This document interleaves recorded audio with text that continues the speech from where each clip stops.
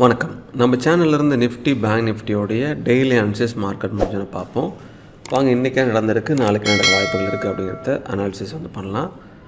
So Nifty பாருங்கள், மேலேயும் போக முடியாமல் மேலேயும் வீக்னஸ் இருக்குது, கீழேயும் போக முடியாமல் கீழேயும் வீக்னஸ் இருக்குது. ரெண்டு சைடும் விக்கு போட்டு ஸோ இடையில முடிஞ்சிருக்கு. ஸோ அப்படின்னா இந்த ரெண்டு ரேஞ்சில் ஏதாவது ஒன்றை பிரேக் பண்ணும். இந்த ரேஞ்ச் ரொம்ப முக்கியமான சப்போர்ட் லெவலாக இருந்துகிட்ருக்கு. ஸோ பாருங்கள், இந்த ரேஞ்ச் இருந்துச்சு, அதுக்கப்புறம் இங்கே டெஸ்ட் பண்ணிச்சு, பட் அங்கேருந்து சப்போர்ட் எடுத்து இந்த ரேஞ்ச் இது முக்கியமான சப்போர்ட் லெவலு. இந்த ஹையை பிரேக் பண்ணாத வரை புல்லிஷ் பண்ண வாய்ப்பாக நம்ம எதிர்பார்க்க வேண்டாம். ஸோ இங்கே சப்போர்ட் எடுத்துகிட்டும் மேலே போய் பிரேக் பண்ணலாம், அல்லது பிரேக் பண்ணிச்சுன்னா இந்த வீக் அடுத்த சப்போர்ட்டாக எடுத்துகிட்ருக்கு. ஸோ ஓவரால் இந்த சப்போர்ட் லொக்கேஷனில் என்ன ஆகுது அப்படின்னு நம்ம செக் பண்ணலாம். சப்போர்ட் எடுத்து ரிஜெக்ட் ஆகுது அப்படின்னு ஒருவேளை டைரெக்டாக ஹையை பிரேக் பண்ணி சப்போர்ட் எடுத்துச்சுன்னா நெக்ஸ்ட் லெவல் 24,857 அந்த லெவல் இருக்குது. ஸோ இந்த ரெசிஸ்டன்ஸை பிரேக் பண்ண போதா, இங்கே சப்போர்ட் பிரேக் பண்ண போதா, சப்போர்ட் எடுக்க போதா அப்படிங்கிறத செக் பண்ணலாம். Immediate resistance level and support level. Immediate resistance லெவலில் டெஸ்ட் பண்ணிவிட்டு தாண்டி சப்போர்ட் எடுத்துச்சுன்னா 24,705, அடுத்து 24,857.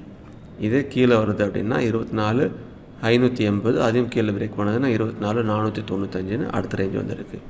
ஸோ ஓவரால் மேலே பிரேக் பண்ணதுன்னா அடுத்த ரெண்டு ரேஞ்சு, கீழே பிரேக் பண்ணதுன்னா இந்த ரேஞ்சு. ஸோ இது கூட வச்சு நம்ம செக் பண்ணிக்கலாம். ஸோ இங்கே இமீடியட் ரெசிஸ்டன்ஸ் லெவலில் பிரேக் பண்ண போதா, சப்போர்ட் லெவலில் பிரேக் பண்ண போதான்னு செக் பண்ணி பார்ப்போம். லோயர் வேல்யூ சிபிஆர் பேரிஷு, சிபிஆருக்கு கீழே தான் க்ளோசிங் ப்ரைஸ் இருக்குது, அதுவும் பேரிஷ் தான் சொல்லுது. ஸோ சிபிஆருக்கு மேலே ஓப்பன் ஆகுதா கீழே ஓப்பன் ஆகுதான்னு செக் பண்ணலாம். கீழே ஓப்பன் ஆனிச்சு அப்படின்னா S1 வரைக்கும் வரலாம். S1 break பண்ணதுன்னா S2. S1லேருந்து சப்போர்ட் எடுக்குது அப்படின்னா அப்படி திரும்ப சிபிஆருக்குள்ளே போகும். இது சிபிஆருக்கு மேலே ஓப்பன் ஆகுதுன்னா அது அப்படியே R1 பிரேக் அவுட் ஆகுதுன்னா R2, R1லேருந்து ரிஜெக்ட் ஆகுதுன்னா திரும்ப அது அப்படியே S1 வரைக்கும் வர வாய்ப்புகள் இருக்குது. ஸோ இந்த மாதிரி ஒவ்வொரு லெவல்லேருந்து என்ன ஆகுதோ அதை நம்ம புரிஞ்சுட்டு செக் பண்ணுறது நல்லது. முன்னாடி பார்த்து அந்த இமீடியட் சப்போர்ட் ரெசிஸ்டன்ஸ் லெவலும் முக்கியம். அது அப்படியே பாருங்கள், பேங்க் நிஃப்டிலேயே நடந்திருக்கு. விக்கு மேலேயும் இருக்குது, கீழேயும் இருக்குது. ஸோ இந்த ரேஞ்சில் முக்கியமான சப்போர்ட் லெவல் இது தான். ஸோ இந்த சப்போர்ட் லெவல்லேருந்து சப்போர்ட் எடுக்க போதா, ரிஜெக்ட் ஆக போதான்னு செக் பண்ணலாம். சப்போர்ட் எடுத்தால் மேலே, ரிஜெக்ட் ஆனால் கீழே. ஸோ ரெண்டில் ஏதாவது ஒரு சைடு நடக்கணும். செல்லிங் ஸ்ட்ராங்காக இல்லாதனால தான் பாருங்கள் விக்கு இங்கே இன்னும் போக முடியாமல் மேலே முடிஞ்சிருக்கு. ஸோ இந்த விக்கு இருக்குது. அதனால் இந்த ரேஞ்சை பிரேக்கப் பண்ணி சப்போர்ட் எடுத்துச்சுன்னா டைரெக்டாக இந்த ரேஞ்சு, இல்லை இங்கேருந்து சப்போர்ட் எடுத்துகிட்டு போகலாம். அதை பிரேக் பண்ணால் நிஃப்டி போலவே இருக்கிற அந்த அடுத்த விக்கு தான் முக்கியமான ரேஞ்சு. 1 ஹவரில் immediate support level and resistance level வச்சு செக் பண்ணலாம். ரெசிஸ்டன்ஸ் லெவலில் மேலே பிரேக் பண்ணிச்சுன்னா 53,775. ஒருவேளை இங்கேருந்தே போயிட்டு ரிஜெக்ட் ஆகலாம். ரிஜெக்ட் ஆனால் திரும்ப சப்போர்ட் கீழே பிரேக் பண்ணதுன்னா அடுத்து இந்த சப்போர்ட் லெவலில், இங்கேருந்து மறுபடியும் சப்போர்ட் எடுக்குதுன்னா அடுத்து இந்த ரேஞ்ச். ஸோ ஓவரால் ஒவ்வொரு ரேஞ்சில் இருந்தும் சப்போர்ட் எடுத்தால் ரிஜெக்ட் ஆகுது, அதை செக் பண்ணி நம்ம கண்டிஷன் மாற்றணும்.